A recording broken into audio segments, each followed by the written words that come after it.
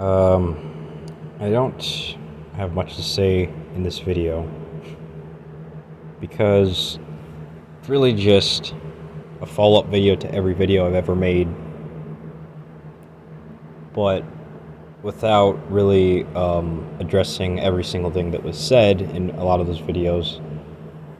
I'm really just giving a set of ideas here that were present in all of my videos. It was present in all of my videos, but I don't have to really. That doesn't mean I have to give a breakdown of everything in those videos, or even a moderate amount. I don't. Basically, one of the things I talked about in every video I've made on this channel is that, or that I at the very least, was using one of these ideas, was that there is a very big difference between desire and belief when applied to religion and philosophy, and that is something that, unfortunately, for as long as I've had this channel going,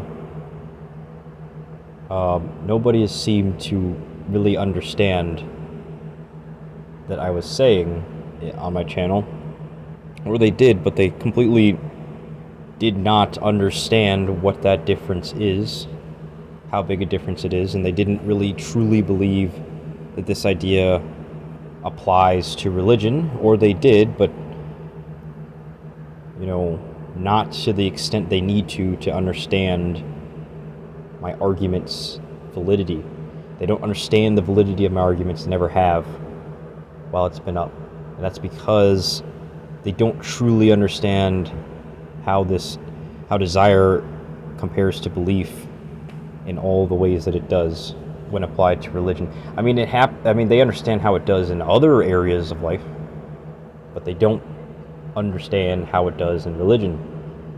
Like I've been saying for a while now, for a really long time, is that it's because they do not have the actual right brain for it. The average person throughout history has not had the right brain for it. Most people ever have not. Because they don't have enough empathy. They have massively decreased empathy, which is just something that I do not have. Something I don't have. I have much more than the average person. That's been obvious since the start of the channel. This channel I've been running. See, the bottom line is this: desires are massively different than beliefs. They're so massively different that it even has something to do with what's considered true in life, the philosophy of life, the philosophy of the values that run societies and civilizations throughout history. See, because of that, they're going to use this backward rationalization paradigm when it comes to religion, which is what they've been doing. Their brain is going to pretty much make it impossible for them to see that this is the case. And it's all, the only way for it to be impossible is for them to have no desire, for them to no desire to challenge their beliefs in religion, even when there is no logical reason to not. And the only way for them to have no desire is for them to not even know that they have no desire to challenge it. If they knew that they had no desire to challenge it, that'd be, they'd eventually reach the desire. Or they wouldn't. I mean, maybe there are some exceptions, but the bottom line is, if they have no desire to challenge their beliefs in religion, then obviously there's something very wrong with them. They're having some brain issues at that point. You could even argue that they're small issues. I would say they're not. Or maybe you could say it starts off as small issues and working together to create very big issues for them. Either way, they have brain issues that are depicted as I have described on this channel. And of course, as I've said on this channel, I'm not the first to say this in history. Of course not. But I'm one of very few people who has.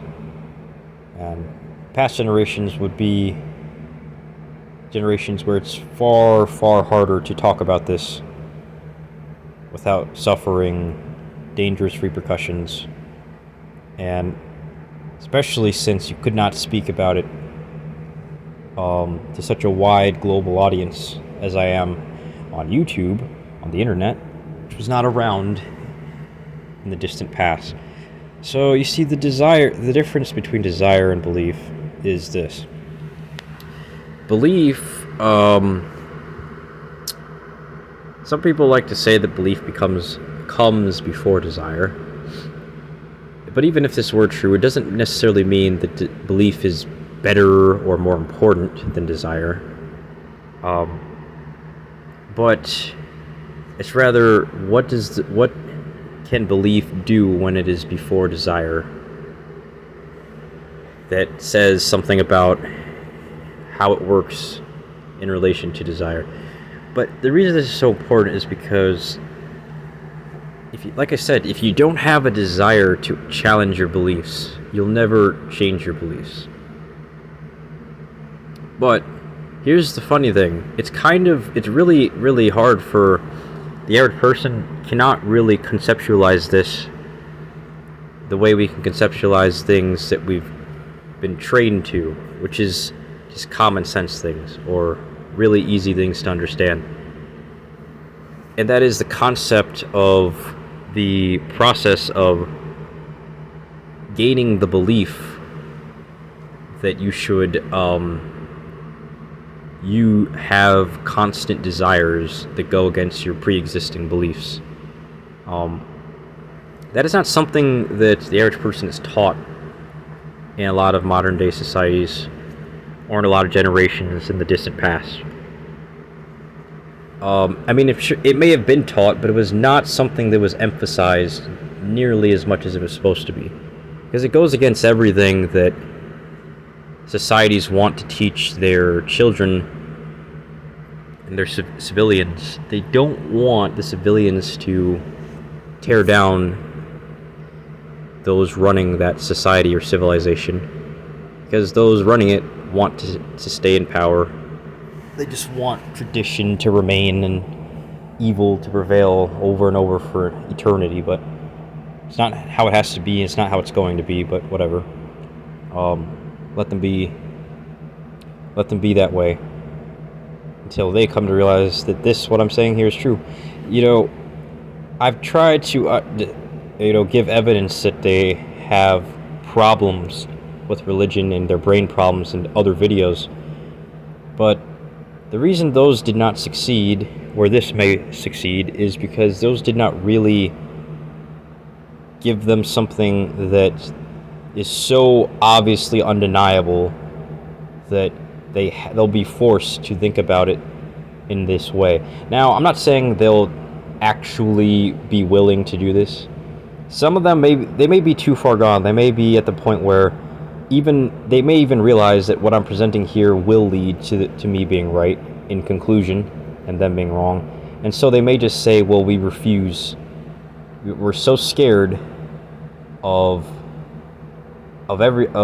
everything that we've been taught in our entire lives that we refuse to go any further with this, because we don't want to live in torment of knowing that we were wrong and all the things we were wrong about, and all that says about us and everything that we have worshipped. But they'll either do that, or they'll finally realize that the best thing to do is to humble yourself on this one and just take it in your stride. Be the bigger person. Be the adult that you were taught to be growing up, and just accept this as true. It's better overall in the end to do that. which is something even some of their doctrines teach, but they still refuse to do it. But if you just teach one, give one teaching to somebody, but don't compensate. If you just give one teaching and you don't give something additional to help go with it, it's much less likely that they're going to absorb that teaching into their mental framework, their paradigm, their working memory, any of those. And essentially, there's memory techniques you can use, they can utilize, but like I said, what I'm saying here is not about changing their beliefs just by pointing out logical errors that they do not recognize, because that's as good as telling a blind man to go to look at something that's in front of him, or a blind person. It's not going to happen. But the approach I'm taking is a step well beyond giving them instructions and giving them evidence that they're wrong. It's taking a step above, many steps above that, and it's actually giving them the most clear instructions, simplified, clear instructions, and obvious evidence possible that they would have to follow logically to actually challenge their beliefs on religion and life philosophy, and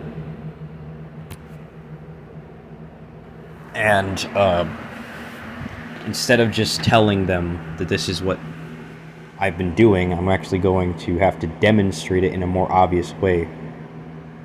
If you point out all the differences between desire and belief, and then give explicit, clear evidence that it applies to religion and life philosophy as well, they're more likely to listen.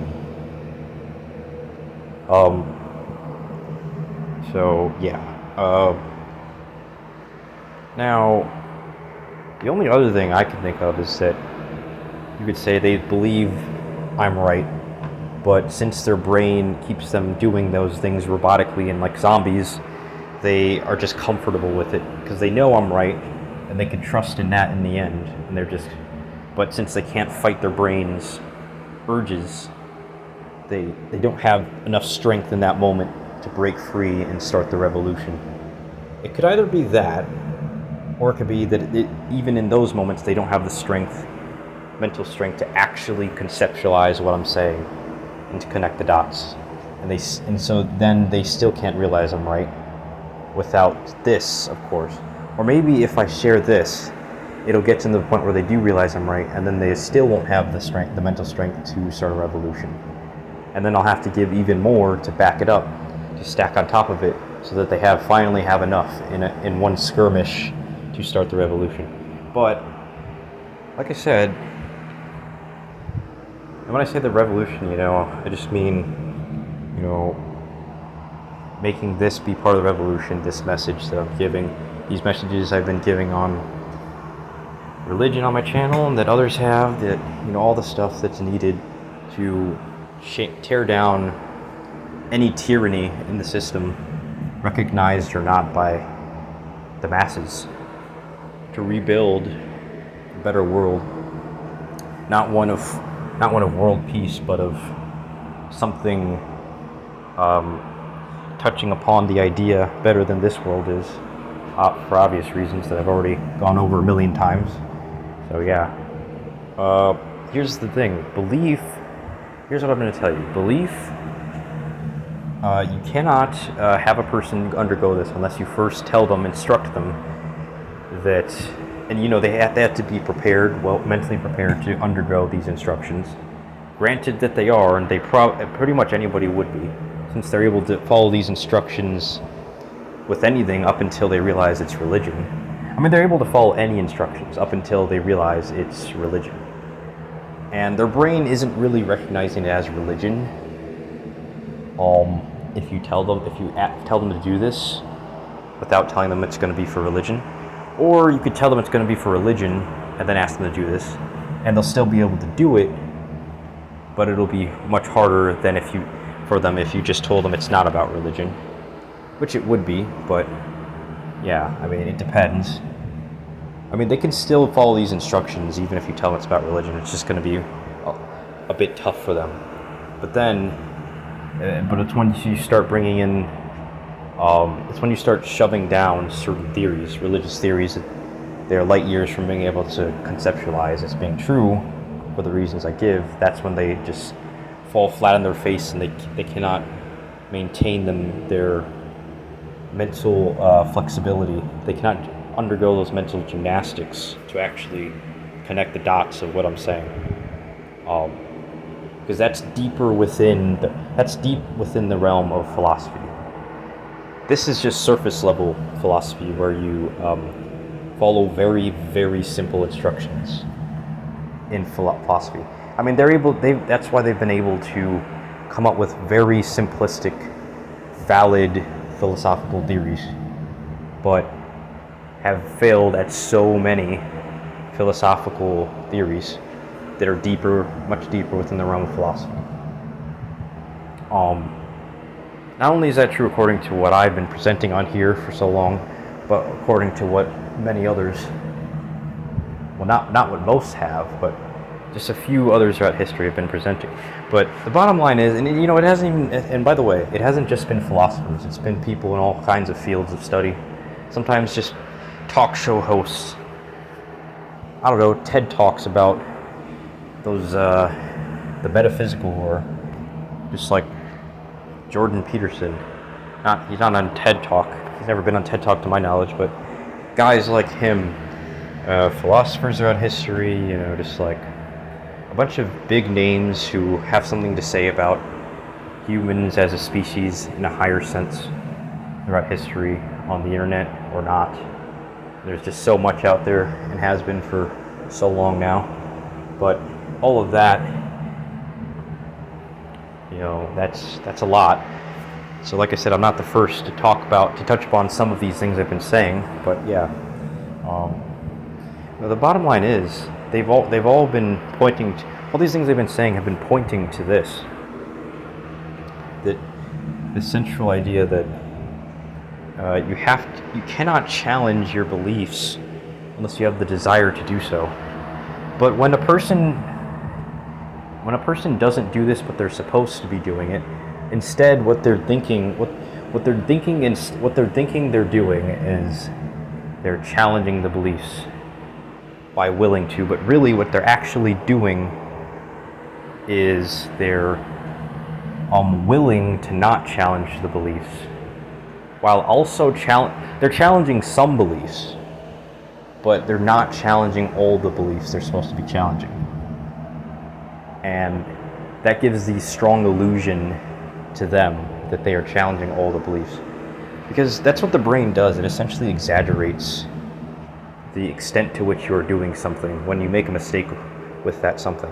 Like if your brain was making a mistake in judgment, if you had an error in judgment due to the brain with some task on the job, it'd be pretty much you'd pretty much be under the illusion that you are challenging all your beliefs about it in that brief skirmish, just because you're challenging some of the beliefs. And the brain will just like make you exaggerate, because it's the memory capacity within certain brain regions, amongst other variables. I mean, the things that determine that is some of the variables, but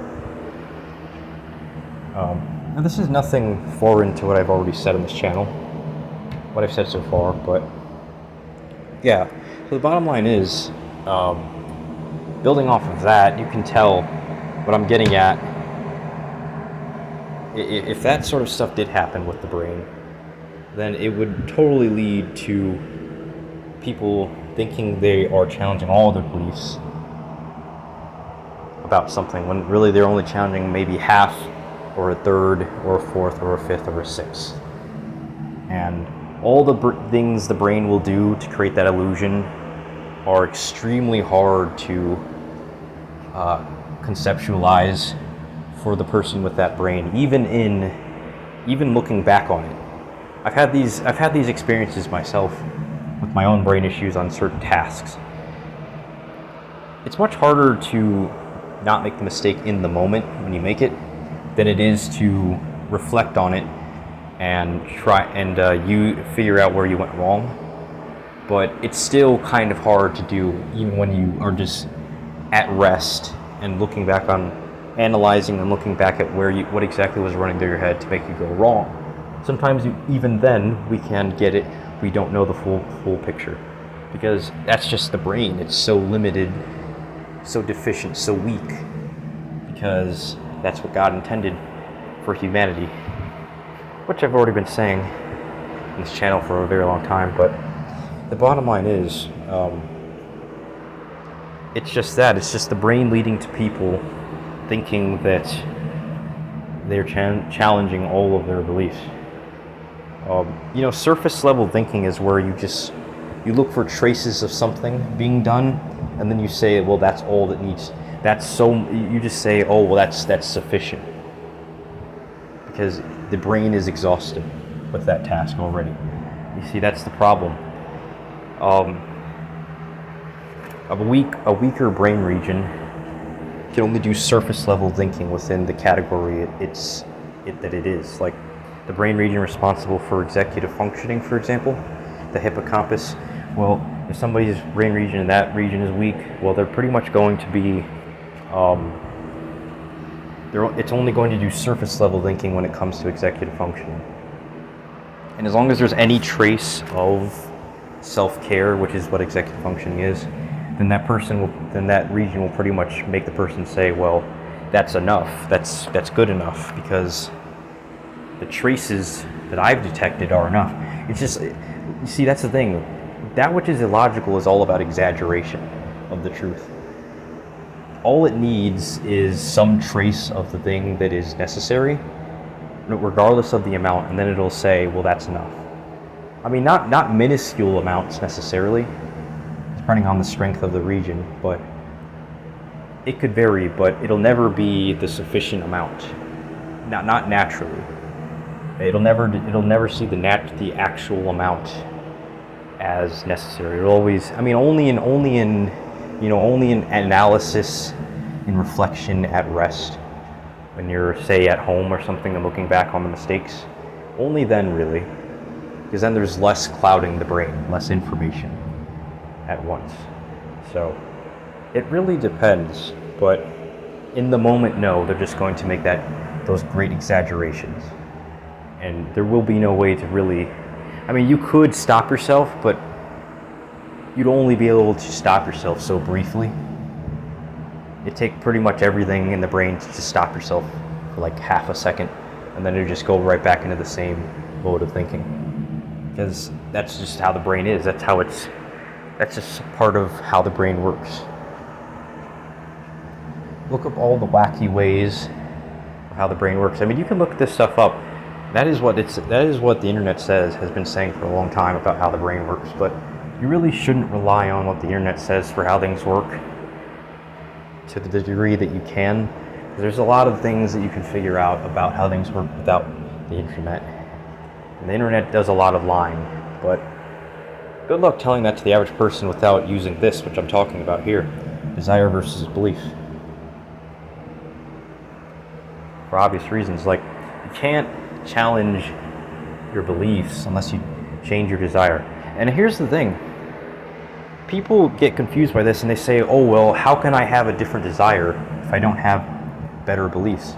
And then they say, well, they contradict themselves. They'll say, I'll never have the right beliefs to change my desires.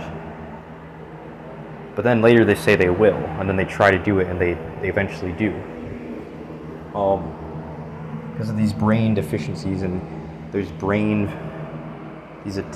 attempts the brain makes at using logic, higher level reasoning with these topics of discussion, it just fails over and over. Just so much failure. But the bottom line is, you can't really, if you have the right desire, if you just robotically zombify yourself, if you turn yourself into a robot of desire, for the right desires, you'll eventually gain the right beliefs. And that would be the easy way to become a better person. But if you decided to change your beliefs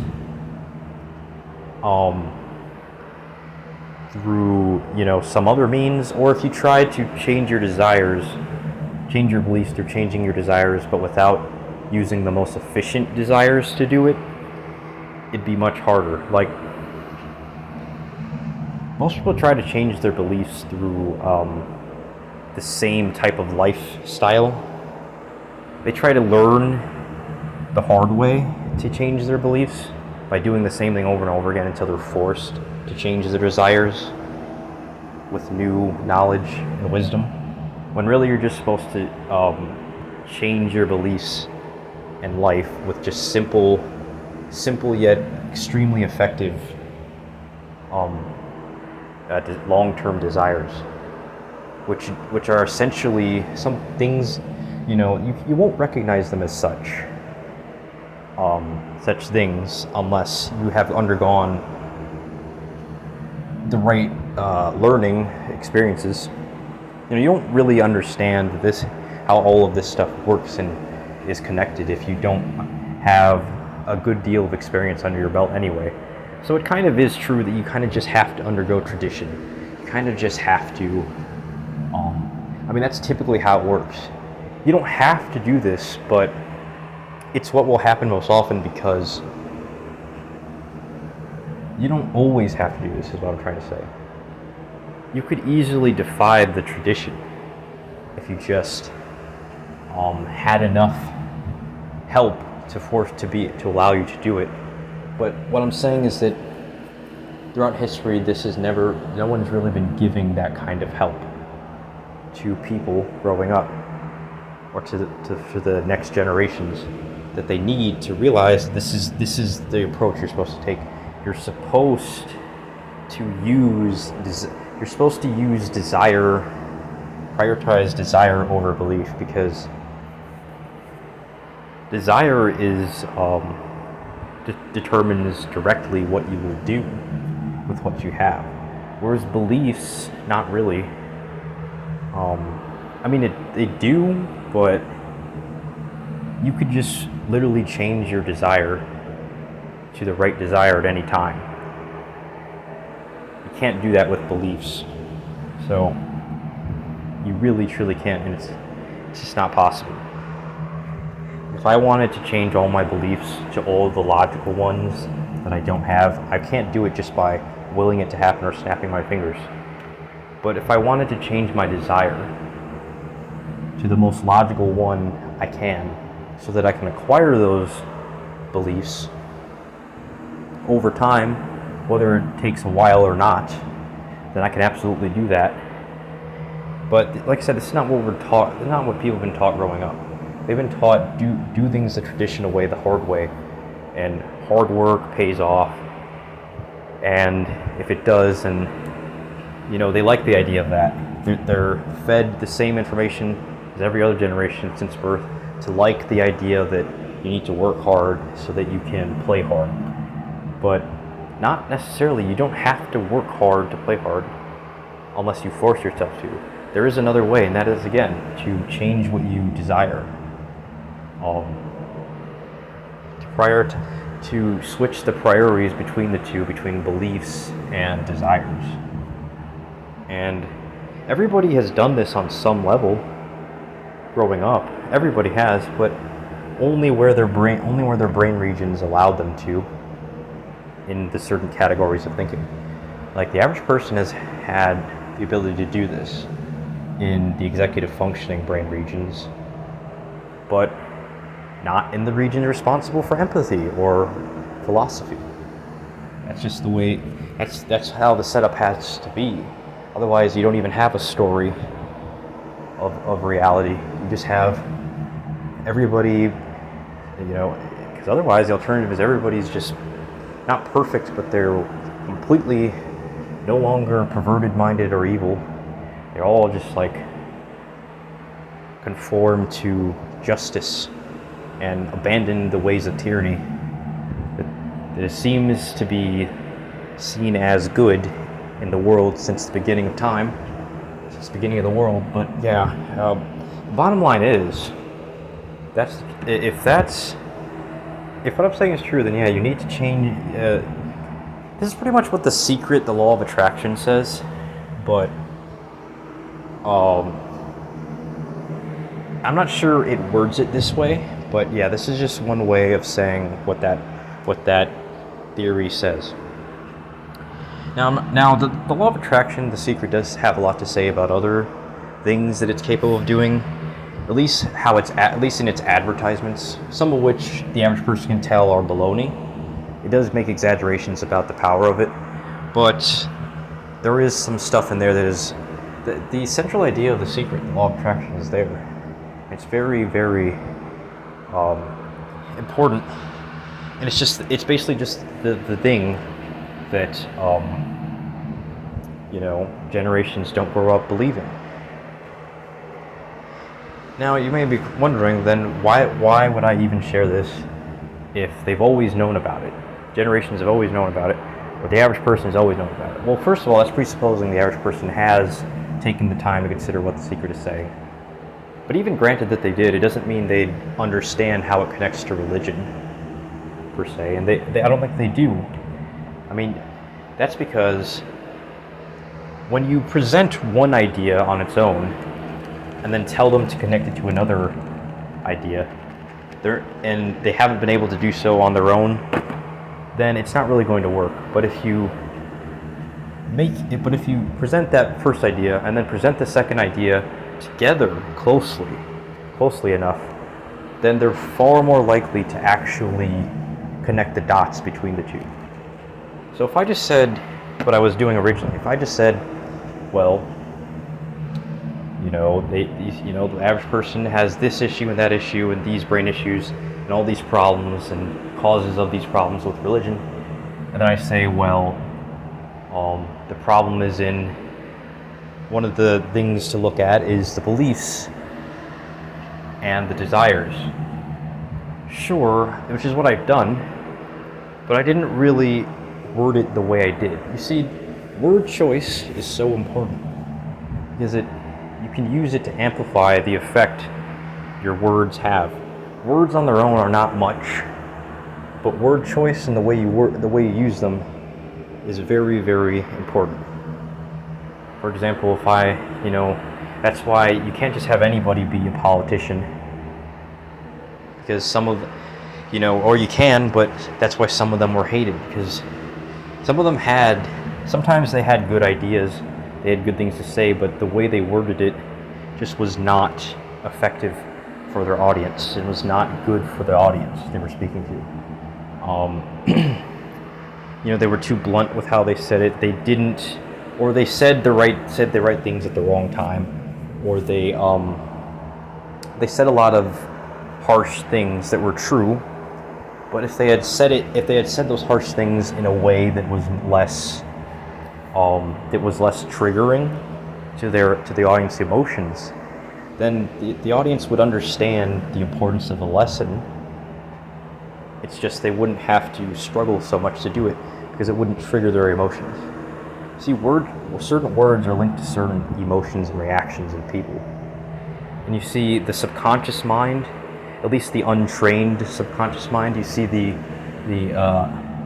failing brain regions, this surface level reasoning they use, they rely more on emotion. They appeal more to emotion than to logic. So that's why those brain regions will make them react to the lessons emotionally rather than logically. Because surface level thinking is about emotion and drama. It's not about logic. It's this base instinctive, animalistic level reasoning. So, versus the ideal, which is, higher level reasoning, logic, actual facts, connecting the dots. Emotion doesn't really care to connect the dots. It's just pure action and just pure feeling. That's what we've been taught to do since birth.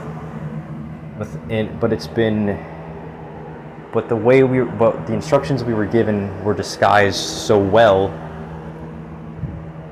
that we did not recognize it as being instructions for how you should prioritize emotion over logic in your reasoning, in this category of thinking or that category of thinking. And it's not limited to the teachers in schools. It's just something that, I mean, it can be in your own family. It can be anyone who taught you anything who was in a position to do so could have led you to do that, whether they knew it or not, or they cared or not.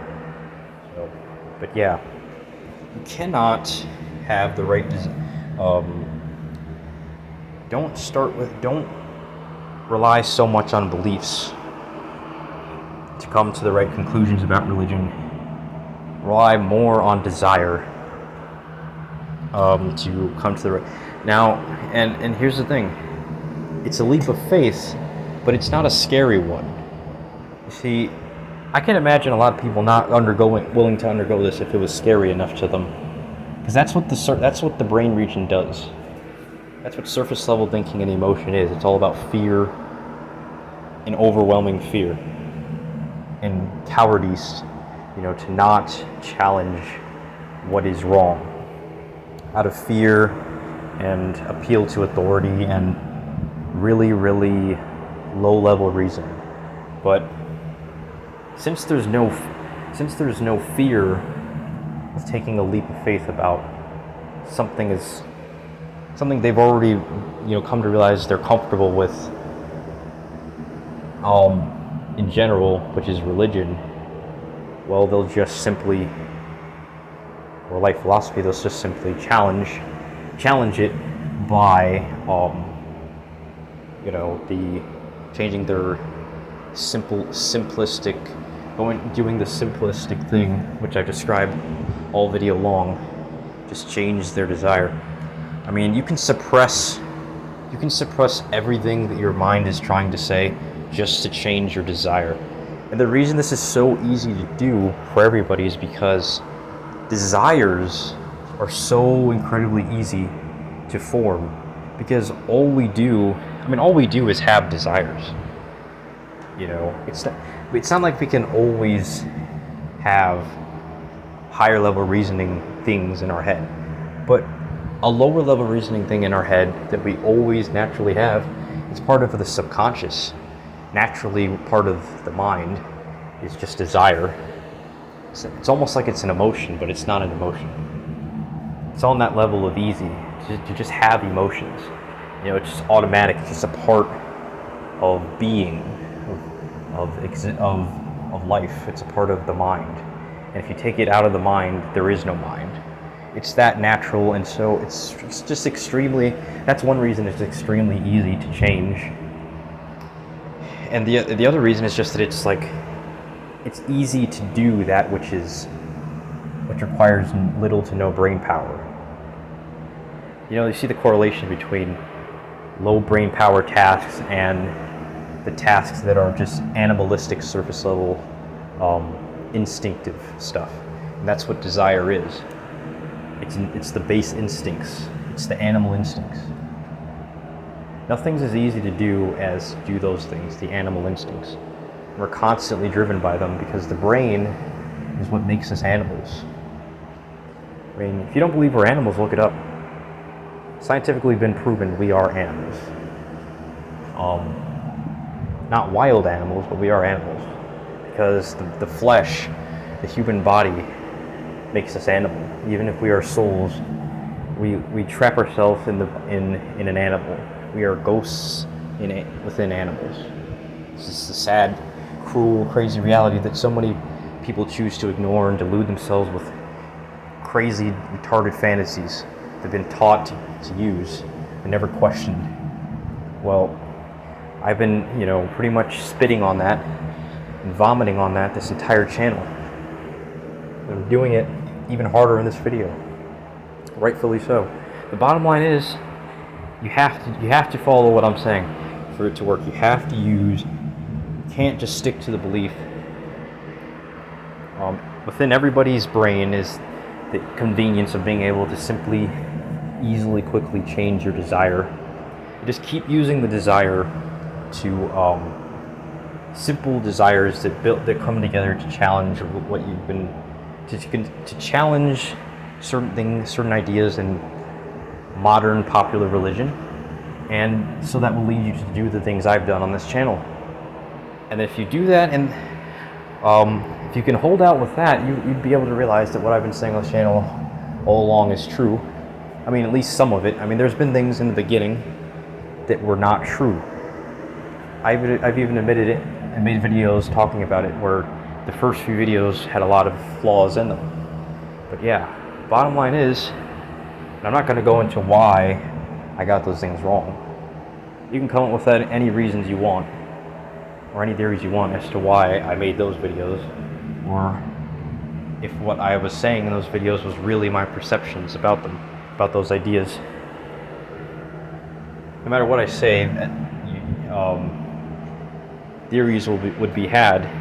The bottom line is, there's no avoiding this. You have to use this technique where you just let the animal take over of desire and use it for religion. And here's the other thing people don't realize is that beliefs, to flesh this out even further, this idea out even further, is simply taking into consideration the fact that beliefs are just something that they're a product of what is able to be stored within our working memory, our long-term memory. And it's also a product, and you cannot have those ideas put in there without the right experiences. And how you interpret those experiences determine what your beliefs are. They form your beliefs. But you cannot really stop that from happening. But what you can do is, instead of just letting things happen, just letting yourself undergo that traditional process, you can just simply break that very easily just by uttering the same mantra over and over, and you'll be amazed at how easily you'll be able to apply that into the process, because then you just naturally forced to think about things in a more logical way, about your things you refuse to challenge, ideas you refuse to challenge. You'll just be using desire. You'll pretty much be outspeeding those failing regions. You as you are, you'll be outspeeding your brain with your own desire, while constantly using the brain that's trying to make you fail. You'll be using its power against it and outspeeding it to use desire. Endless relentless desire for logical things due to the base instincts that it gives you over and over again, constantly, every second of the day, to keep looking at everything in a more logical way and challenge more things than you are used to in a more logical way. It's better to do that than to do the alternative, which is just tradition, to just try to do everything the hard way. Not everything, but a lot of stuff the hard way. And then to suffer all the loss that comes of it, the suffering. But that's just what... Like I said, you can't even begin to do this unless you take the leap of faith that I said. And you cannot take a leap of faith with this unless you challenge whatever's in the way of you taking the leap of faith. And whatever is keeping you from doing that is things you also need to take a leap of faith against with this idea. So you pretty much have to apply this idea to anything that you deal with in life, any idea you have, because all of those ideas come together to make you have wrong ideas. Maybe not all of them, but some of them do. And all ideas within our head are connected to each other to different degrees. So it's not enough to just challenge some beliefs. You're really going to have to challenge everything you believe. Not immediately, not not going to happen overnight. But the thing is, if you use this consistently on a regular daily basis, it won't be a long time before you're able to do this. I'd imagine this would take about 6 to 8 weeks. It could take less, it could take more, just depending on how you choose to do things with it. But it also depends on your brain and other circumstances that determine your life, because some people just don't even have the opportunity to do this just because of their financial situation. So for those who don't have such a struggle, are fortunate enough to have enough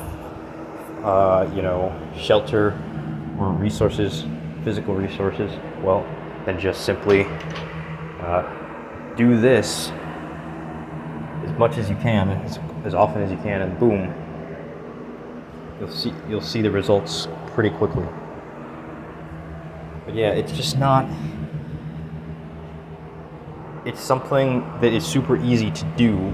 There's a point where anybody can do it. It's just something that, but it's something that, it's something very easy to do when you try to do it. But it's not. But it's very hard to get a person to get to a point where you try to do it, because that's what they've been making sure has been happening. You see the global elitists, those at the top of the social hierarchy throughout the generations of history, been doing everything they can relentlessly to prevent people from getting to the point where they try to do this. And that's a lot of stuff they have to do. They had to use a lot of deception, resort to a lot of evil practices. But like I said, nothing foreign to what I've been saying on this channel. But yeah. So, yeah, the bottom line is, keep doing this and you'll see the results. But I also think that there is an advantage, though, that beliefs have over desires. And that's that if you have the right beliefs, that is, but if you have wrong beliefs, then there's really no advantage it has over the right desire. And the sad thing is that it's just that beliefs form desires. As it says here, beliefs determine the perceived, in this text in front of, on my phone right here, as you can see, it says, and beliefs determine the perceived means to achieve them. And before that it says, desires determine our goals. So, yeah, but you can break the cycle very easily. So you can see the relationship here is that beliefs have a lot of power over desires, but desires have a lot of power over beliefs as well. Because desires are, it depends on the quality of the desire. If it's a good desires are much better than on their own than good beliefs are. Because you won't even really, good beliefs are just something you keep to yourself, most of the time. You could speak, here's the thing, the advantage beliefs have is that you can speak out your beliefs, but, getting people to believe what you say is another thing. And, yeah, that's the major problem with beliefs. People keep spewing out theirs, and then the gullible people believe that are so susceptible to these beliefs that are shared, these shared beliefs of loudmouth people who share them to the group of people around them, that they just buy into these false notions of justice or whatever, or these false notions of X, Y, or Z, whatever the heck. But the bottom line is, that's why I would say beliefs are probably worse than desires overall, because at least for now, maybe in the afterlife, when everybody is no longer evil, nobody is evil anymore, beliefs will be better, because because everybody will have the right beliefs, you know. Nobody will have, and so because of that, nobody will have the wrong desires. But as of now, because many people have wrong beliefs, many will have wrong desires. But in the afterlife, you don't have to change your desires to get the right beliefs. You just already have them. Whereas here, you have to actually reverse the process and have to resort to that. It's massively different. You have to actually literally just change your desires to change your beliefs. The afterlife, you don't have to do that. It's always good in the afterlife. I mean, at least in some parts of it. I happen to think that you go in the afterlife, you're not as, right away ready for heaven. You probably have to still learn. You still have to learn some things. Even though you won't really have a brain, and so you won't have the disadvantages of it that affect your thinking, but still, you'll still have lack of knowledge about some things. So that's a problem that will affect your ability to, it's a short-term problem, not a long-term one. You'll quickly prepare yourself and adjust yourself to the new reality that you're in. You'd be ready for heaven quite quickly. I mean, especially since the soul can process information much fast. The soul out of body can probably process information millions of times faster than a soul that is within the body. So, for that reason, and just the fact that not only is our processing speed faster outside of body, but it's also not, so we're also, the quality of our thoughts is not affected by brain regions. Since we don't have a body when we're out of body. But in the body, it's affected by the brain, which is in the body. So, not just the speed at which we think, but the quality of our thoughts. Colossal collateral damage, massive, tremendous amounts of damage throughout history because of it. Not in the afterlife. So, but of course, you're not going to believe what I'm saying about the afterlife, even being a place like that, if you don't. It all starts here. You see what I'm saying? It all starts with you using this simplistic thing that we like I said, everybody has used it, and then they've looked back and they say, wow, because I did this, or I'm starting to think they've done this with so many things, and then they realize that this was the reason. They didn't know that this was the reason why they came to the truth behind what they were struggling with initially, in whatever field of thinking. They used it, but they didn't know they were using it. And so, you have to start, it all starts here. You can't get anywhere in religion that anywhere beyond what you have already in religion, unless you start with this. I did my part for myself when I started to challenge religion, what I grew up believing religiously, which definitely predates this channel.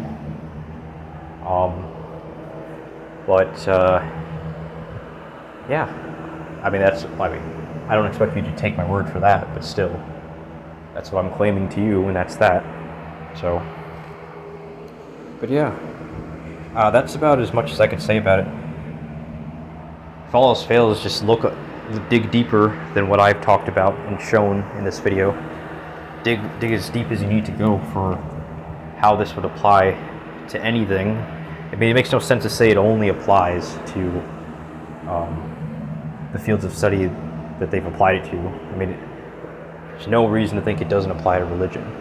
So,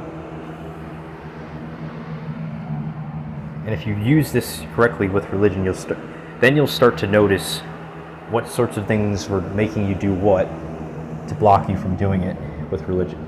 You'll start to notice that where you were being too emotional. You start to realize it was just an emotional reaction to these ideas, not perceived as such by yourself, but instead you disguised it as something else to evade the problem. Simple psychology. This is simple psychology. Talked about this numerous times, but on this channel. But I rest my case. And with that said, I'm done with this video. I've said enough, I've said a lot, and I've definitely said what I need to say. So, I hope you enjoyed. Please like, share, subscribe. Although I don't encourage you to do that, make that a priority with this video, as much as to truly take the time to understand what I say in this video, and what I did in this video, for that matter. Before you like it, even if you have the strong urge to like it after some things I've said, don't do it. Trust me. Keep double checking, keep triple checking, quadruple checking. Use it. Check everything over and over and over again. Not over and over again, but definitely don't check everything infinitely. Okay. Some things you're only supposed to check. You're not supposed to, do everything over and over again. That defeats the purpose. That's the very opposite of what I've been instructing you to do in this video. Just, my point is, keep good track of your thoughts with this video. The ideas presented in it are intended to help you do so anyway, and if followed correctly, you would actually be able to, with ease, use that so that you can use the lesson here so that you can actually figure out. Use it so many times over that you can figure out if the lesson even makes sense. Essentially, use the lesson to figure out if the lesson even makes sense. Because if you don't use the lesson to understand if the lesson makes sense with religion, then you'll never be able to use it. But like I said, most people are able to understand if the lesson makes sense by using the lesson anyway. Most people already subconsciously use this lesson. And they can use it with any category of thinking, even religion. So there you go. But that doesn't mean people won't be misunderstanding some of my points in this video, that was the issue I was having with people just liking the video too quickly. Like I said, if you like the video after watching it, skimming it, then trust me, you're probably not liking it for any logical reason. Don't skim the video, watch it in its entirety, and make sure you know that you are actually watching it correctly and interpreting the information correctly. Make sure you know. Don't just interpret it. Make sure you know that you are interpreting it correctly. Because people seem to not understand that nowadays, is that there's a difference between following an instruction or interpreting the information of an instruction and interpreting the information of that instruction correctly. You can interpret the information of the instruction anyway, any which way you want. You're going to do it anyway, but making sure that you're going to correctly do it means you also have to keep in mind the actual concept of being aware of of the possibility of you not doing so. And and it's very hard. It's very hard to tell if you're doing so. If you had any issue doing so before, you're going to do so again unless you have the aid of something outside of yourself. And that's essentially what I'm trying to do here, to be that aid. You need to put the brain region that is failing needs lots of help, lots of aids, because it does not retrieve the necessary information to retrieve them within the memories stored in the brain. It doesn't do it at the rate or to the frequency it's supposed to. So it will always need to rely on something outside of itself to break this cycle. So that's that. Said enough. And And I'm out. Peace.